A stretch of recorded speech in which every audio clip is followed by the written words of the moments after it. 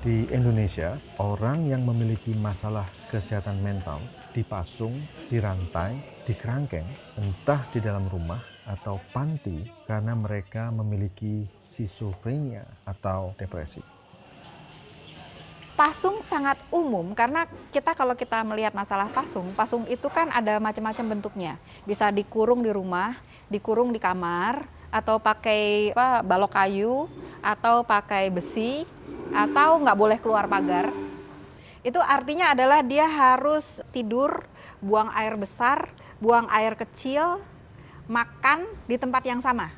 Mereka dibelenggu dalam rumah oleh keluarganya atau dalam panti rehabilitasi mental, entah dari kalangan agama, penyembuhan tradisional, terkadang di panti sosial.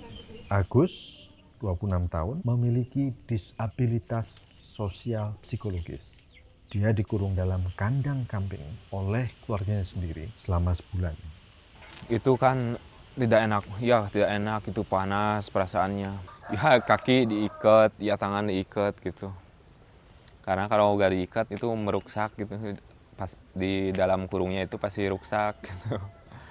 Karena perasaan itu ada yang masuk ke dalam badan gitu. Keluarga Agus mengurungnya karena tidak tahu apa yang terjadi. Mereka mengatakan kerasukan setan. Ya gitu ceritanya gitu. Emang Agus itu cina kemasukan roh ya yang aneh gitu, ya gitu. Ya pokoknya mau berdiri itu susah karena kurungnya pendek gitu. Ya duduk aja gitu.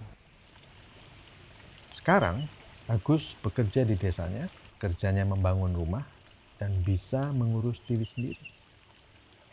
Dia menerima bantuan dan pelayanan kesehatan yang diperlukan. Pemerintah memperkirakan ada 18.000 orang kini dipasung di seluruh Indonesia.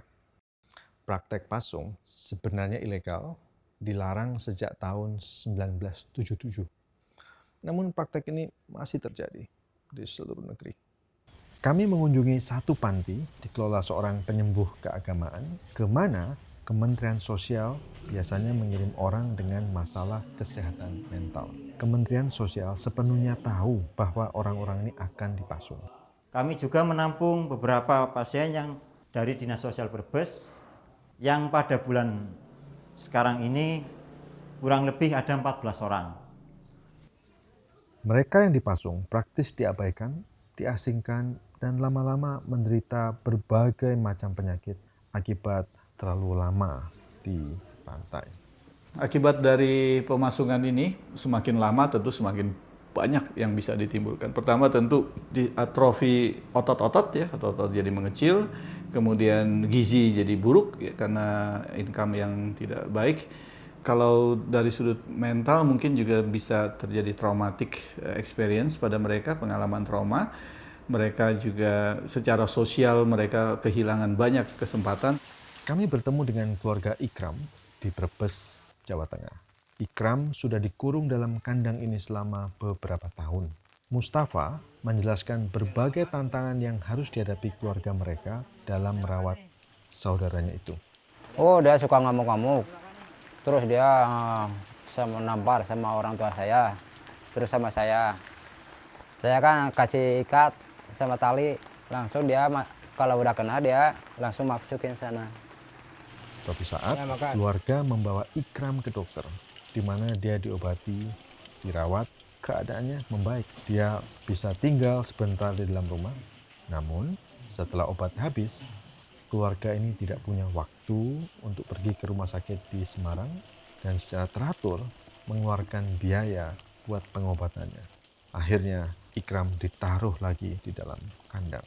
Masalahnya dengan pasung ini adalah karena memang tidak ada pilihan lain yang disediakan. Keluarga kemudian tidak mempunyai pilihan karena dukungan tidak ada, baik dukungan sosial, dukungan ekonomi, dukungan medis, dukungan treatment yang lain, sehingga akhirnya satu-satunya jalan keluar yang mereka miliki adalah dipasung atau ditaruh di panti, dan panti itulah yang kemudian memasung orang tersebut. Keadaan di panti-panti ini sangat kotor. Orang dirantai dengan besi, tidak bisa banyak bergerak, mereka makan, tidur, beol, kencing, di ruangan yang sama selama bertahun-tahun. Ada keperluan mendesak agar pemerintah mengawasi panti-panti sosial ini dan menjamin bahwa pasung dilarang diterapkan baik di dalam rumah maupun dalam panti. Dalam jangka panjang, ada keperluan untuk mengalihkan urusan ini dari panti sosial ke pelayanan berbasis masyarakat. Sehingga orang dengan kondisi kesehatan mental maupun keluarganya bisa hidup di dalam masyarakat serta memiliki akses pelayanan kesehatan dan bantuan yang sangat mereka perlukan. Nggak bisa ya, mudah-mudahan orang lain nggak ada gitu, nggak ada yang seperti saya gitu. Pengen adik saya sembuh gitulah. Ada santunan dari pemerintah buat adik saya.